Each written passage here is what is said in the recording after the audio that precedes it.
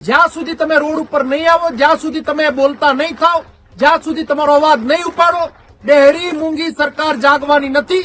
અમરેલીમાં કમોસમી વરસાદ બાદ કોંગ્રેસ હવે આક્રમક રીતે મેદાનમાં ઉતરે તેવી પૂરેપૂરી સંભાવના છે।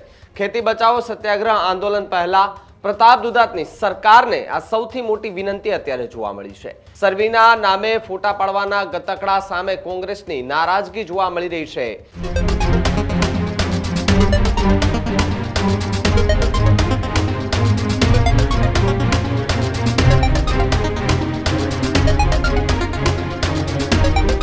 કમોસમી વરસાદે વિનાશ ફેર્યો હોવાના દ્રશ્યો જોવા મળી રહ્યા છે। તે બાદ હવે કોંગ્રેસ આક્રમક રીતે લડી લેવાના મૂડમાં અત્યારે દેખાઈ રહી છે। પ્રતાપ દુધાતે સરકાર સામે ચીમકી માંડી છે અને સાથે જ અમરેલીમાં કમોસમી વરસાદ બાદ કોંગ્રેસ હવે આક્રમક રીતે મેદાનમાં ઉતરે તેવી પૂરેપૂરી સંભાવના છે।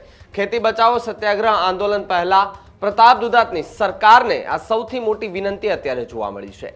સર્વેના નામે ફોટા પાડવાના ગતકડા સામે કોંગ્રેસની નારાજગી જોવા મળી રહી છે।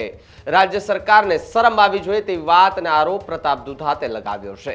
સાથે જ વાત કરીએ તો આજ પહેલી તારીખે પણ અમરેલી જિલ્લામાં વરસાદ ચાલુ હોવાની વાત પ્રતાપ દુધાત દ્વારા વિડીયોમાં કહેવામાં આવ્યું છે। ચાલુ વરસાદે પ્રતાપ દુધાતે રાજ્યના તમામ સરપંચોને એ અપીલ કરતા પણ દેખાયા છે। તમામ ગામના ખેડૂતોએ ગ્રામ પંચાયતમાં બેસીને ઠરાવ કરાવવાની વાત એ જે છે તે પ્રતાપ દુધાતે કરી। સર્વે કરવા આવનારને એક પણ જગ્યાએ સર્વે કરવા ન જવા દો તેવી વાત પ્રતાપ દુધાતે કરી છે। સરકાર ગતકડા બંધ કરે અને ખેડૂતોના દેવા માફ કરે તેવી વાત પ્રતાપ દુધાત દ્વારા અમરેલીથી કરવામાં આવી છે। ખેડૂતોને પણ જાગવું પડશે, ક્યાં સુધી રાહ જોશો તેવી વાત પ્રતાપ દુધાતે કરી છે। સાથે જ વાત કરીએ જ્યાં સુધી રોડ પર નહીં આવો, તમારો અવાજ નહીં ઉપાડો, ત્યાં સુધી તમને ન્યાય નથી મળવાનો તેવી વાત પ્રતાપ દુધાતે કરી। જ્યાં સુધી રોડ પર નહીં આવો ત્યાં સુધી બેરી મૂંગી સરકાર જાગવાની ન હોવાનો આરોપ લગાવ્યો છે। સરકાર ખેડૂતોના દેવા માફ કરશે તો હું તેમને એ આવકારવા અને સત્કારવા માટે પણ તૈયાર છું।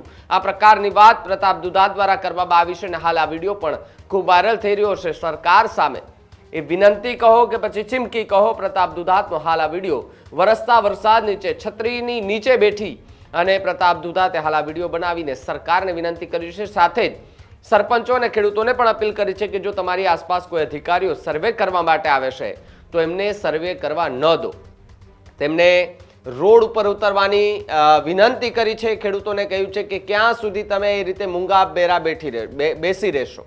મૂંગી બેરી સરકારને જગાડવા માટે આપણે હવે બોલવું પડશે તે રીતના વાત પ્રતાપ દુધાત દ્વારા કરવામાં આવી છે। હાલ પ્રતાપ દુધાતનો વિડીયો પણ સોશિયલ મીડિયા પર ખૂબ વાયરલ થઈ રહ્યો છે। ત્યારે સોશિયલ મીડિયા પર વાયરલ થઈ રહેલા વિડીયોમાં પ્રતાપ દુધાતે સરકારને ચીમકી અને રજૂઆત શું કરી, આવો સાંભળીએ।